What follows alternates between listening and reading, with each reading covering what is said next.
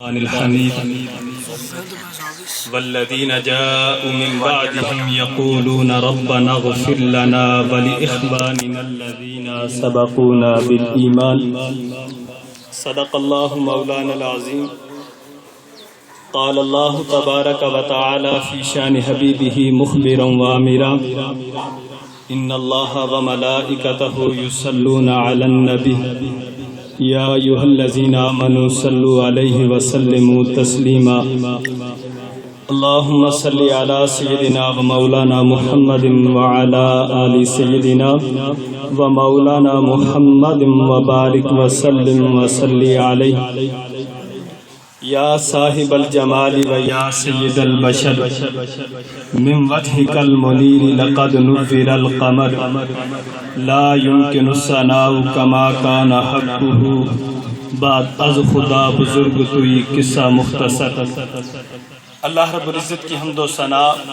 حضور سید دو عالم صلی اللہ علیہ وآلہ وسلم کی بارگاہ بے نیاز میں ہدیہ درود و سلام عرض کرنے کے بعد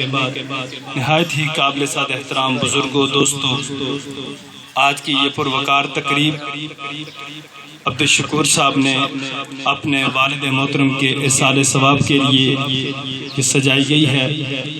اللہ رب العزت کی بارگاہ میں دعا ہے کہ اللہ ان کے والد محترم کی بخشش و مغفرت فرمائے اور اس محفل کو اپنی بارگاہ میں قبول و منظور فرمائے.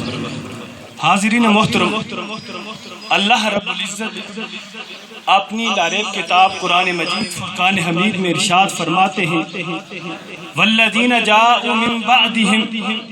وہ لوگ جو ان کے بعد آئے، یقولون، وہ کہتے ہیں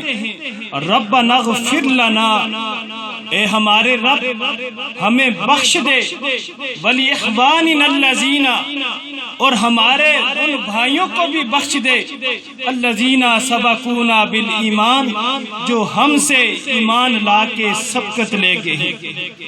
جنہوں نے ہم سے پہلے اسلام قبول کیا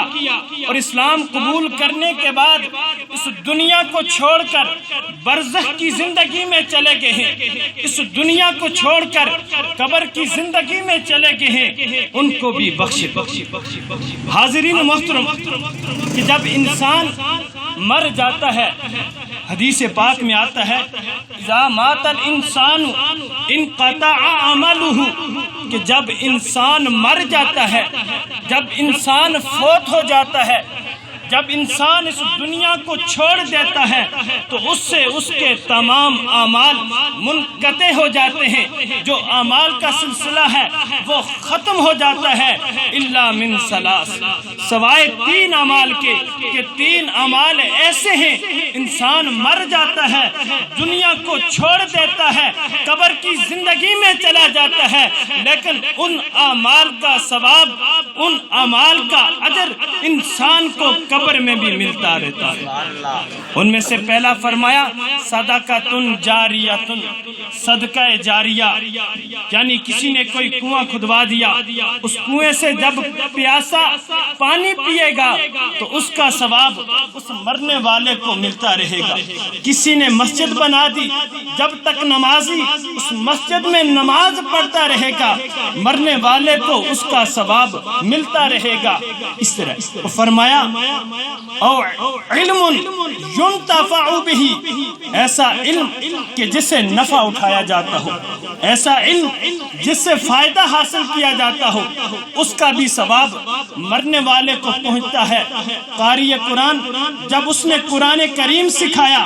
اب اس کے آگے شاگرد ہیں وہ قرآن کریم سکھا رہے ہیں، اب اس کی اولاد اس کے لیے مغفرت کی دعا کرے یا نہ کرے، لیکن جب قاری قرآن، جب قرآن پڑھنے والا قرآن کریم کی تلاوت کرتا رہتا ہے، قرآن کریم پڑھتا رہتا ہے، تو اس کا ثواب اللہ رب العزت اس مرنے والے کو عطا فرماتا ہے. اور آخر میں فرمایا وَوَلَدٌ صَالِحٌ يَدْعُوهُ لَهُ، اور نیک اولاد جو اپنے والدین کے لیے بخشش کی دعا کرتی ہے، نیک اولاد جو اپنے والدین کے لیے مغفرت کی دعا کرتی ہے، اللہ رب العزت اس کا ثواب بھی مرنے والے کو عطا فرماتا ہے. یہاں پر یہ جو آخری جو بات بتائی ہے وَوَلَدٌ صَالِحٌ، حدیث طیبہ کے اس حصے میں صرف اولاد کا ذکر نہیں کیا بلکہ ساتھ یہ شرط لگا دی ہے کہ وَلَدٌ صَالِحٌ، اولاد بھی ہو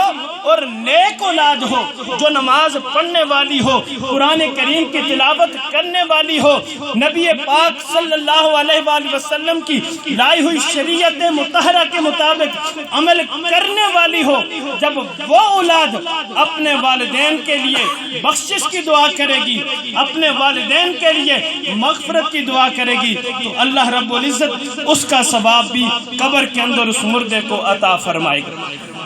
حاضرین محترم، یہ انسان کہتا ہے کہ میرا مال میرا مال میرا مال۔ نبی پاک صلی اللہ علیہ وآلہ وسلم نے فرمایا کہ انسان کے 3 قسم کے مال ہیں۔ ایک مال وہ ہے جو اس نے کھایا اور ختم کر دیا، دوسرا وہ ہے جو اس نے پہنا اور پہن کر پرانا کر دیا، وہ ہے، اور ایک مال وہ ہے کہ انسان اس کو اللہ کی راہ میں خرچ کرتا ہے، اللہ کی راہ میں دیتا ہے، تو اللہ رب العزت اس کا وہ مال آخرت کے لیے بچا کے رکھ دیتا ہے۔ اور ایک وہ مال جو پیچھے رہ جاتا ہے وہ پھر ورثاء آپس میں تقسیم کرتے ہیں۔ ایک دوسری روایت کے اندر آتا ہے، صحابہ کرام سے پوچھا کہ کیا کوئی اپنے مال کے اوپر اپنے ورثاء کے مال کو ترجیح دیتا ہے؟ اپنے مال کے اوپر اپنے ورثاء کے مال کو ترجیح دیتا ہے؟ صحابہ کرام عرض کرتے ہیں یا رسول اللہ نہیں، ہر شخص اپنے مال کو ہی ترجیح دیتا ہے۔ تو پھر نبی پاک صلی اللہ علیہ وآلہ وسلم نے فرمایا کہ انسان کا وہ مال جو اس نے اللہ کی راہ میں دے دیا ہے، اللہ کی راہ میں قربان کر دیا ہے، وہ اس کا حقیقت، اس کا وہ اصلی مال وہی ہے۔ جو باقی پیچھے مال رہ گیا ہے وہ اس کا مال نہیں ہے، وہ اس کے ورثاء کا مال ہے۔ تو اس لیے وہ مال جو اللہ کی راہ میں دیا گیا، وہ مال جو غریبوں کے لیے دیا گیا، اللہ کی رضا کے لیے غریبوں میں تقسیم کر دیا گیا، حقیقت میں وہی مال انسان کے لیے آخرت میں بھی اور قبر میں بھی کام آئے گا۔ اللہ رب العزت کی بارگاہ میں دعا ہے کہ ہمیں نیک اعمال کرنے کی توفیق عطا فرمائے۔ وما علیہ الا البلاغ المبین۔